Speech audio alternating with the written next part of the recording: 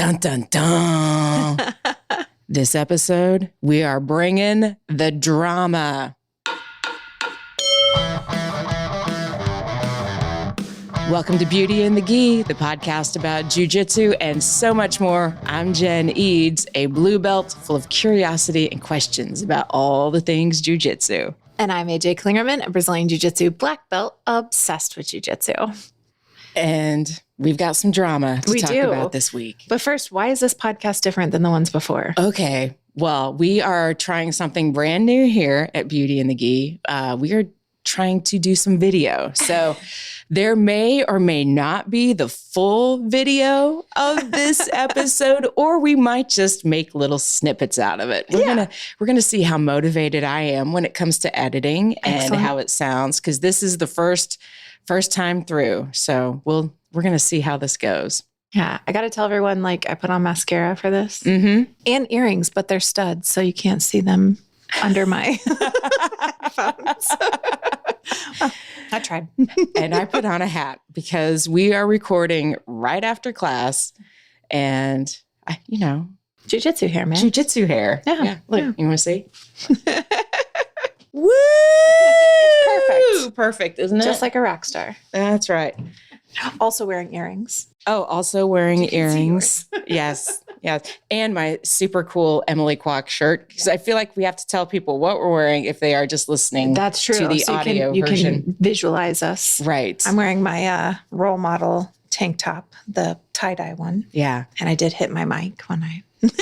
My bad. So I'm just going to encourage everyone to visit the YouTube channel for Beauty and the Gi and subscribe if you have not already. Okay, let's get into the drama. Bring the drama. Yeah. No, we wanted to just kind of talk about how to handle drama at your gym. And this came from a couple different listener questions. I like the one we can do a mashup. I know, it's good. Yeah, it's good because it's okay, this is a problem for a lot of people. So how can we help? And I will tell you, I started our women's team in 2013. So I've had 10 years. And, sometimes you look back at pictures and you go, man, almost no one from that picture even still trains, whether it's with us or not, right? Uh-huh. So from the coach's standpoint, first, I want to just say it's always going to ebb and flow. You may be around forever, but people are going to come and go. And that's really, really one of the hardest parts about being a coach is the loss. It really is hard. Sometimes it's for the best, though. Yeah. Sometimes it's for the best. And sometimes you don't recognize it, right? Sometimes when someone leaves, you're really sad at first. And then you realize that the team does better now that person's gone because they were drama. And it's hard to recognize that drama sometimes when you're in the midst of it. But this kind of came, like I said, we had a couple different listener questions. One lady in particular was talking they used to have a really big team. They went to outings all the time together.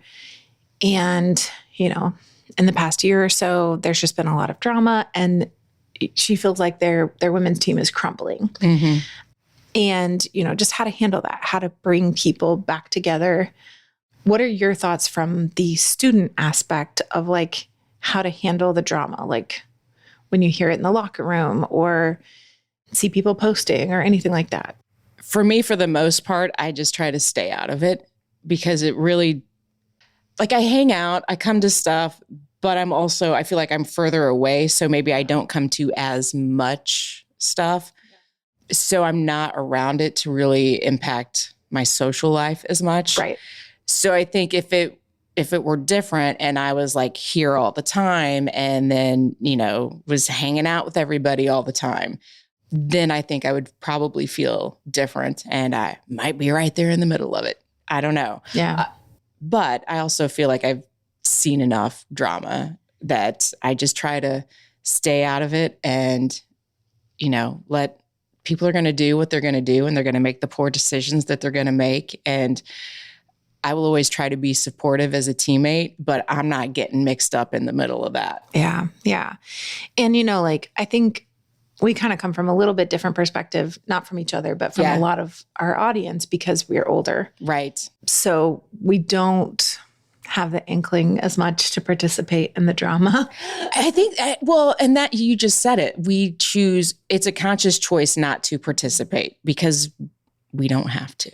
And as the coach, it can be hard for me to even sometimes know what's going on because people don't want to come to me about it. Right. So then I can't address it either if it needs addressed. Yeah. But, and then there have been times where I guess I'm the center of that drama, it's me. It's me. Hi. I'm the problem. It's me. And I don't mean that like I'm causing drama, but, or not, not purposefully, even just, a couple of years ago when everything happened with my divorce and everything, like there were definitely people that chose sides, which is inevitable. But so it felt like I was the cause of the drama, I guess. Mm-hmm. And so then you kind of have to recognize like you're doing what's best for you. People are going to make their decisions about you. And one of the Girl Live events we went to, they gave us like string and we put it around our feet. And basically we were like, unless I'm inside this circle that barely fits around my feet, like anything outside the circle is none of my business. Like what people think about me and that kind of stuff. Yeah. And so you just kind of have to know that like you're on the right path or whatever. And people are going to make decisions about you. And you don't always have to participate in that. So from that side of it, like you don't have to engage. Yeah. Whether it's people gossiping in the locker room or it's something, against you, like you don't have to engage. No, which is a lot of times easier said than done. That's true. Yeah. Yeah. And, like you can always go to your coach if you're feeling like, honestly, like if you're feeling like you're being bullied, because sometimes that happens, like sometimes a handful of girls decide they don't like one of the girls on the team, maybe because of outside drama, dating or something like that, maybe because of promotions or they feel like that's the coach's favorite or, like anything like that. And so they kind of gang up on one of the members or whatever. And so, going to your coach and having a conversation is always a good idea. Yeah, I think so. What if your coach is part of the, what if they are part of the problem? Yeah, gross. But you're right. Like sometimes that can happen, whether it's a blue belt leading the class or a black belt leading the class, it doesn't matter. It's still a human and human people make human mistakes. And so if it is the coach that's the problem, you have a couple options. One is that the overall coach, right? Like for me, if someone had a problem with me, I'm the head coach of the gym and one of the women's instructors.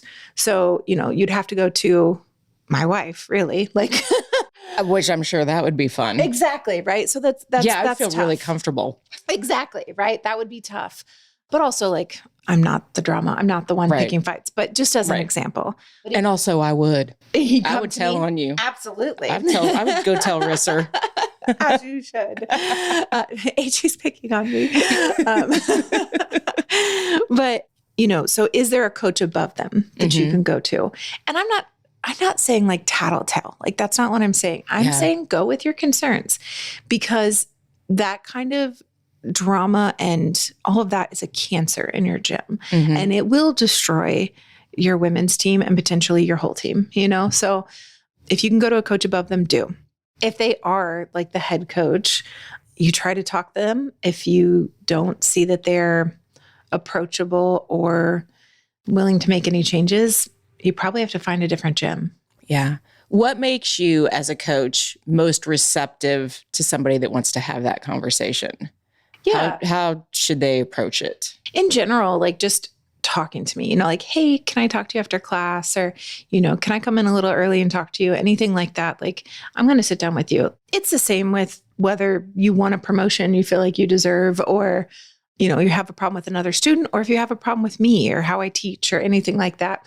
I don't think I say anything off-putting, but if I said something off-putting in class, like I'd want you to come up to me because I always want to get better. I always want to improve. So if I'm doing anything that made someone uncomfortable, I would just want them to be like, hey, do you mind, can we have a little conversation? But don't come at it with like aggression. I hate that. I hate it. Like don't come at me like yelling at me or anything like that.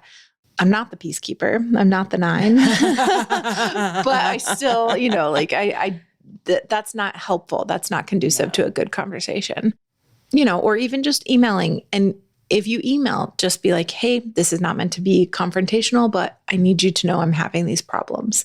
Yeah. And that way, if you get it all written out, it's easier for you to like say what you want to say. Mm-hmm. And then those problems can be addressed. Exactly. So I think conversation is a big part of it.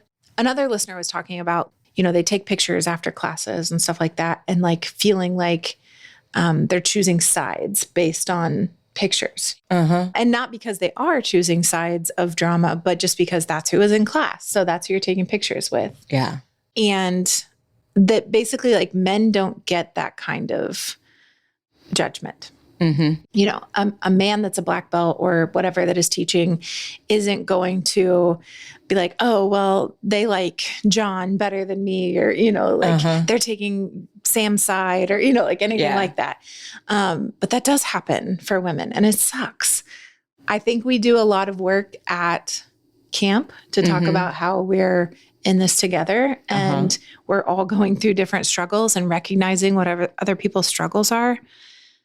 And I think the key point is communication. Always. It always comes back to that. It really does. It really does. So some of the advice that I kind of given, like love everyone where they are. Yeah. Teach the same great class, whether it's one person or 20, and still do the things you're going to do. Like if you're taking pictures after class, do it. Don't feel like, ooh, I don't want my picture with this one because, I know they're the cause of the drama. The next thing about that is, be willing to fire students or coaches or whatever that is. If you have a person in your gym that is realistically a Cancer, they have to go. And that sucks. I mean, I've had students that I've fired that I've been like, peace out. Like, yeah. Happy to see you go. There's been a couple bad apples that you're like, you can't stay. And it's very obvious you can't stay. But it's the ones that, are more integrated or, whatever that are causing issues. And if I get rid of this person, a couple might follow, but you also know if this person sticks around, are they going to be the demise of your team? Right. And I won't let anybody be that person. No. So I think a lot of it too, like just going back to what you said about communication in the past, like not jujitsu related, but in other times when there's been drama in my life, I can make up stories in my head that, and it's always 100 times worse. It's like Stephen King just takes over. And if I would have just initially had the conversation early before it started to feel like things were starting to spiral and I was making up stories and making them worse, then why didn't I just have that conversation? Because I think the conversation is never going to be as scary as the story in my head. Yep. And I think if you can get clear on what what do you want from this relationship? How do you want it to look? And I think if you can go in with that and that intention and trying to get to that place rather than, I'm just going to go around on somebody else and drama. Right. I just feel like we're all too old for it, even though we're obviously, a little older, but reality, even the 20 somethings, I'm like, you're too old for this drama. This isn't junior high. Just try to be nice. Yeah, exactly. And, if you don't want to roll with somebody, don't roll with them, but that doesn't mean you don't show up for class still. You're going to get a lot out of class. Don't let your drama with another person in the gym ruin your ability to train and improve. Yeah, that's given them way too much power. Absolutely. Way too much power. Absolutely. Brene Brown talked a lot about the story you make up in your head. And that's helped me in so many aspects of life. Yeah. Where I'm like, the story I'm making up is that they're mad at me because of this or whatever. And you're right. It just spirals. Yeah. And if I just said, hey, are you mad at me from this? And they're like, no, not at all. I was just having a bad day. Or, yeah, exactly. Right. But it just, opening up that line of conversation and just allowing it to be like, oh my God, I thought you were mad at me for the last month. Yeah. And they're like, no, I'm just going through a lot at home or, anything. Yeah. So I still do it all the time where I start to make up this story like, man, maybe this person's mad at me because I missed a class or something, like, and they're like, no, you're allowed to take a night off. It's fine. Right. Just stupid stuff like that. So having the conversation is important. Yeah, I think so. So to wrap this up, 3 main things that you would do. Don't engage in gossip. Okay. Okay. So if you hear it, shut it down. Mm-hmm. That's in the same aspect. I'm keeping that as number 1. Yeah. Keep conversation lines open. Mm-hmm. So that would be number 2. And then train, like just come in and train. Don't allow somebody else to be the thief of your joy. Yeah. Or, take away from you your training spot. Come in and train, get better. Don't drill with that person if you don't want to. Don't roll with that person if you don't want to. And if it's something your coach is forcing, like they're making you switch and stuff, definitely have a conversation with the coach. Hey, I'm not comfortable with this person right now. Yeah. I know they're really mad at me and they're going to try and beat the, Yeah. Yeah. beat the crap out of me. So, and that I've had messages about that too, where people were really nervous that somebody was going to put it on them because they were mad. And so, yeah. Do you think that do you think it's cyclical? Do you think it sometimes just works itself out? Yeah, I think so. I mean, it all is going to ebb and flow. Sometimes it works itself out. Sometimes the working itself out is that somebody just decides to leave the gym. Yeah. And then suddenly everything's better. I mean, really. Yeah. And, whenever you have this feeling of huge loss, like whether it's just somehow over the summer, a lot of people stop training or around the holidays or whatever it is, but you suddenly feel this, we went from having a dozen students to having 2 in class, then just work your butt off to build it back up. Yeah. Like just make sure you're bringing in new people and you're starting to build them up. And, there's a lot of gyms where the women's only classes, the high ranks don't come. Mm-hmm. And I think having individual conversations with them about why it would be good for them to come is helpful. But, if they don't, if once they get their blue, they stop coming, well, then you need more white belts. Yeah. There you have it, friends. Yeah. It's a part of jiu-jitsu. It just is a part of it. Yeah. And it sucks. And you do get, judged differently, but you just have to deal with it and push forward and know that that's part of being a coach and a teammate. And we just try to build each other up and know that everyone is welcome and belongs on the mats. And keep showing up. Keep showing up. All right. Speaking of showing up, are you showing up anywhere in the real world anytime soon for any seminars, any adventures, any jiu-jitsu adventures? Any jiu-jitsu adventures? Well, we are having a white belt camp here at the Academy, August 25th through the 27th. And it's not just white belts coming. We do have lots of blue belts signed up too, but we're doing attacks from everywhere. So I love that. It's going to be great. I'm really excited. I have the whole basic curriculum planned out. Of course. Of course. Yeah. We're doing mount, rear mount, side control, knee on belly, guard. We're going to do sweeps. We're going to do takedowns. We're going to do competition training and game planning and competition prep, and plenty of time for live stuff and Q&A. And yeah, it's going to be really good. Fantastic. Where can people sign up for that? rolemodelswanted.com. All right. Very good. Yeah. You can also find us hanging out online. We have a YouTube channel. Maybe you're there watching it right now. If you haven't subscribed yet, please do so. That is Beauty and the Gi Podcast. And we're also on Instagram at Beauty and the Gi Podcast. And I'm hanging out there at Brassy Broad Jen. And I'm AJ Klingerman, everywhere you go. And we love hearing from you. If you're listening in Spotify, we'll have a little question that you can answer that goes along with the episode. That's really fun. People have actually been answering. That's awesome. Yeah, that's really cool. Love that. We always love getting messages from y'all. So send us a DM. Let us know if you have any questions that you want to hear answered on the podcast. Yeah. We've gotten a lot of messages lately. So we've started a note of all the different subjects we want to cover. Finally. Yeah. Like I know, it only took us 4 years. Yeah. Yep. Yeah.